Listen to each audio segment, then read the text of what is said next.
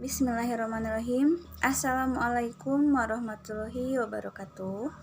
Alhamdulillah, pertama-tama marilah kita panjatkan puji dan syukur kehadirat Ilahi Robbi, karena atas rahmat dan karunia-Nya sampai saat ini kita masih diberi kesehatan dan terhindar dari wabah yang sedang merajalela saat ini. Perkenalkan, nama saya Siska Febriani dari Prodi PAI semester 3B, akan mempresentasikan materi perkuliahan media pembelajaran PAI. Baik, langsung saja. Media dalam pembelajaran PAI. Proses pembelajaran adalah proses komunikasi antara guru dan siswa melalui bahasa verbal sebagai media utama penyampaian materi pembelajaran. Dalam kondisi semacam ini, proses pembelajaran sangat tergantung kepada guru sebagai sumber belajar. Nah, terkait dengan pembelajaran pendidikan agama Islam, maka media yang digunakan juga bermacam-macam. Media pendidikan agama Islam itu dapat diartikan sebagai semua aktivitas yang ada hubungannya dengan materi pendidikan agama Islam, baik yang berupa alat yang dapat diperagakan maupun teknik atau mode yang secara efektif dapat digunakan oleh guru agama dalam rangka mencapai tujuan tertentu dan tidak bertentangan dengan ajaran agama Islam. Ya. Kemudian apa saja macam-macam media dalam pembelajaran PAI? Nah, media pembelajaran PAI itu dapat diklasifikasikan menjadi dua jenis, ya. Itu yang pertama adalah media yang bersifat materi. Apa itu media yang bersifat materi? Ialah media yang berupa benda mati yang dapat mendukung proses KBM atau kegiatan belajar mengajar yang disebut juga dengan media peraga. Ya, itu contohnya seperti ruang kelas, perlengkapan belajar, dan lain sebagainya. Nah, media ini memiliki cakupan yang sangat luas. Contohnya yang pertama adalah media audio. Kemudian ada media cetak. Selanjutnya ada media elektronik. Kemudian itu tadi adalah macam-macam media yang bersifat materi. Ada 3 ya. Yang pertama tadi media audio, kemudian media cetak, dan media elektronik. Nah, selanjutnya ada media yang bersifat non materi. Apa itu? Yaitu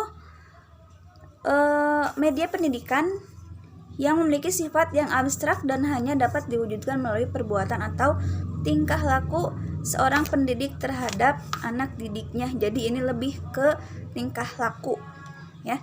Itu contohnya apa saja? Yang pertama ada keteladanan, kemudian ada perintah atau larangan, dan yang ketiga ada ganjaran atau hukuman. Jadi untuk media yang kedua ini itu lebih ke kelakuan atau tingkah laku, ya. Kemudian ada juga prinsip-prinsip dalam menggunakan media dalam pembelajaran PAI, ya. Nah, media pendidikan ini itu haruslah sejalan dengan Al-Quran dan As-Sunnah.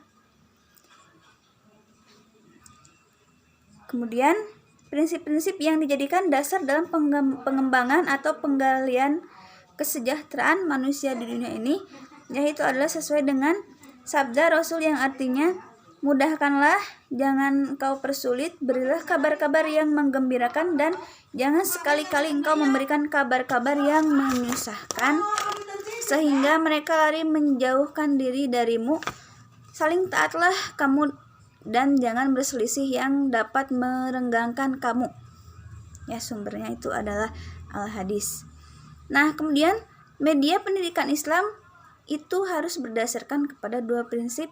Yang pertama, mudahkanlah dan tidak mempersulit. Yang kedua, menggembirakan dan tidak menyusahkan. Nah, itu untuk selanjutnya ada aplikasi media dalam pembelajaran PAI. Nah, dalam menerapkan media pembelajaran PAI harus dilakukan dengan cara yang tepat dan praktis yang sesuai dengan kebutuhan para peserta didik sehingga dalam proses KBM dapat berjalan dengan efektif dan efisien. Nah, berikut adalah penerapan media pembelajaran sesuai mata pelajaran PAI. Itu yang pertama, media pembelajaran Al-Quran dan hadis. Ya. Nah, ini itu menekankan pada kemampuan baca tulis yang baik dan benar, memahami makna secara tekstual dan konstekstual, serta mengamalkan kandungannya dalam kehidupan sehari-hari. Kemudian yang kedua itu ada media pembelajaran akhlak, ya. Nah, untuk media yang satu ini mencakup nilai suatu perbuatan, sifat-sifat terpuji dan tercela menurut ajaran agama Islam. Kemudian membicarakan berbagai hal yang langsung ikut mempengaruhi pembentukan sifat-sifat pada diri seseorang. Itu contohnya antara lain melalui bahan bacaan atau bahan cetak, melalui alat-alat audio visual, melalui contoh-contoh kelakuan, melalui media masyarakat dan alam sekitar. Kemudian ada juga media pembelajaran fikih. Ya, ini sebagai alat bantu penghubung dalam proses interaksi belajar mengajar untuk meningkatkan efektivitas hasil belajar yang harus disesuaikan dengan orientasi dan tujuan pembelajaran.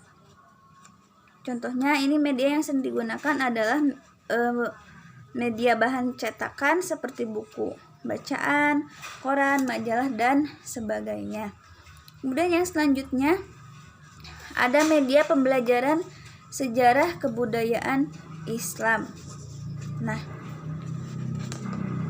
jadi kesimpulannya adalah media pendidikan agama Islam itu dapat diartikan sebagai semua aktivitas yang ada hubungannya dengan materi pendidikan agama Islam, baik yang berupa alat yang dapat diperagakan maupun teknik atau metode yang secara efektif dapat digunakan oleh guru dalam rangka mencapai tujuan tertentu dan tidak bertentangan dengan ajaran Islam. Kemudian, tujuan dari penggunaan media pembelajaran agama Islam itu sendiri adalah supaya proses pembelajaran PAI dapat berlangsung dengan baik. Ya, mungkin itu saja yang dapat saya sampaikan, kurang lebihnya mohon maaf. Terima kasih. Sekian dan terima kasih. Billahi taufiq wal hidayah. Wassalamualaikum warahmatullahi wabarakatuh.